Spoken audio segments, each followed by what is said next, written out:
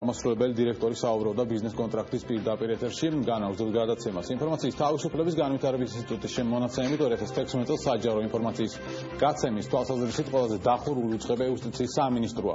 ამ ჩამონათვალში ასევე რამდენიმე გამგეობა და შემოსავლების სამსახური მოხვდა, რაც შეეხება ყველაზე ღია საჯარო დაწესებულებებს, მათ რიგებში IDFI, საქართველოს პარლამენტი, საქსტატი, გარემოსა და ბუნებრივი რესურსების დაცვის სამინისტრო და საჯაროსულების სამინისტრო და საერთო ჯამში 55 უწყება დაასახელა მსგავს სტატისტიკას. ორგანიზაცია 2010 წლიდან აწარმოებს რეიტინგის გასაჯაროების შემდეგ IDFI აღნიშნულ უწყებებს დიპლომები გადასცა.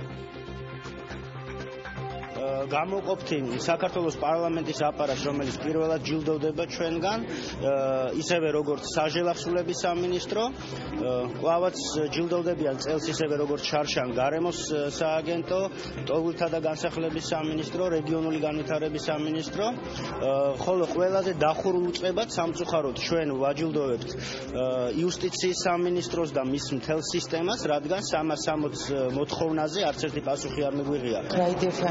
უკვე მესამეჯერ დაგვეძებდა ჩვენ 100%-იანი მიწოდება გვაქვს ინფორმაციის, ჩვენ დაინტერესებულები ვიყავით რომ ვიყოთ მაქსიმალურად გახსნილები და რაც შეეხება საჯარო ინფორმაციის მიწოდებას, ყველა მოთხოვნა, რომელიც კანონმდებლობასთან შესაბამისობაშია, ჩვენ ყოველთვის გავცემთ დროულად და ოპერატიულად და ხარისხიანად.